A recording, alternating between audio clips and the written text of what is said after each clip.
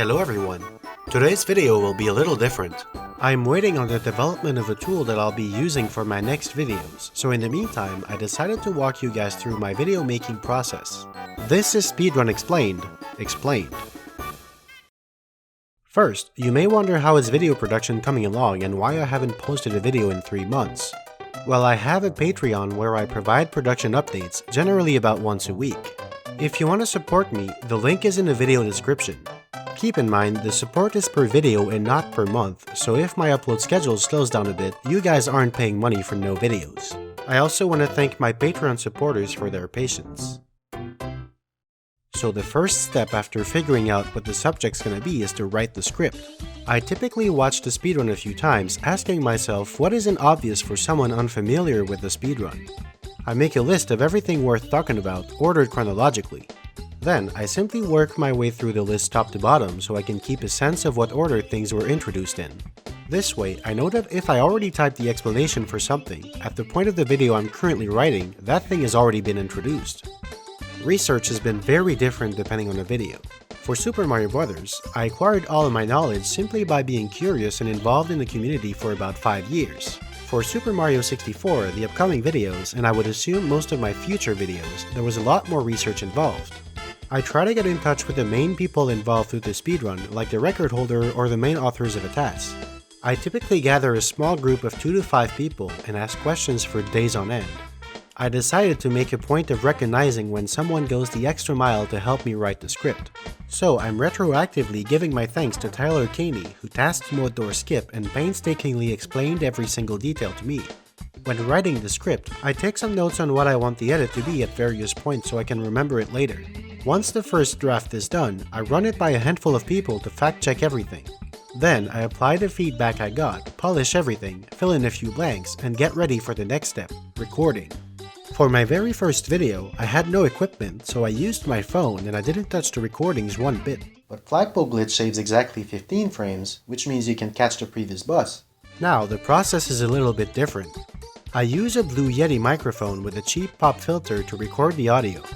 Since English is my second language, recording is a bit harder for me than for native speakers. I record each sentence separately. I typically need 3 to 4 takes per sentence, but it can be 1 and it can be 20 or even more. Once I have a take I'm satisfied with, I use Audacity to do all of these steps. First, trim the audio. Then, apply a noise filter, run it through this equalizer curve to give it a fuller sound, and reduce the peaks to a maximum of -2 decibels. Once that's done, I listen to it again and I correct small imperfections like saliva noise. Then, I export it as a WAV file using 2 sets of numbers to order the clips in my folder. This step takes about 1 hour per 3 to 4 minutes of audio. I try to avoid recording for more than a couple of hours at a time. What happens is that if you have fewer than 70 stars, there is an invisible barrier that warps Mario back by 410 units. Once the recording is fully done, time to edit. I use Adobe Premiere Pro and Photoshop. I want to learn After Effects one day, but I haven't started using it just yet. My approach to editing is pretty linear. I go through the video chronologically and I edit everything as I go. I can't explain how I did everything in my videos, but I can give a few examples. This kind of screen is pretty simple. I made a spreadsheet to calculate the coordinates of every element in the grid depending on the number of elements, the size of the grid, and if there's an offset to make space for something like a title. So I simply input a few parameters and I get all the coordinates I need. For static ones that are really large, I do it in Photoshop instead and export it as an image. This effect was easy but tedious to make.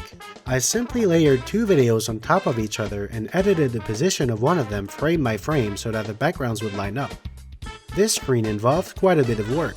The actual view was easy to make because that's just playing back the task. The relative view used a controllable camera ROM hack. There's an option to have the camera be at a fixed point relative to Mario, so that's what I used. The hack makes PUs visible, but water is incorrectly displayed since there's no water in actual PUs. To correct that, I manually hacked the water's height to be way under the map, but this caused the task to desynchronize. So I recorded it in segments and put them together in the edit so it would look seamless. The relative map is a function available in Stroop, Super Mario 64's memory editing tool made by Pan and Coec, so I simply captured it. The PU map is something I made in Photoshop. The blue background and the map itself, which is transparent, are 2 different images to allow me to zoom in and out while keeping the background fixed. I cut a hole in the background and put it over the map because the image extends outside of the box, but the same effect can be achieved with a mask instead. Finally, the tiny Mario is moved frame by frame manually. Mario's rotation is calculated using Mario's real angle in the game, but the position is eyeballed. Editing takes me about 2 to 3 hours per minute of video on average. The Super Mario 64 task had some really intense editing involved, so for that video it was closer to 4.5 hours per minute of video. In total, each video takes me roughly about 5 hours per minute of video, so 30-minute videos are around 150 hours of work. The Super Mario 64 task explained took me about 240 hours to make in the span of a little over 3 weeks. If you want to know how I made a specific effect or if you have any general questions, please ask them in the comments below and I'll try to answer as many as I can. I'm hoping to hit 100,000 subscribers in the next year. To celebrate the milestone, I'll be releasing a Q&A where I'll be answering the most interesting questions from this video's comments section as well as from my announcement when the milestone gets closer. Thanks for watching and stay tuned for a 2-part video coming out next month.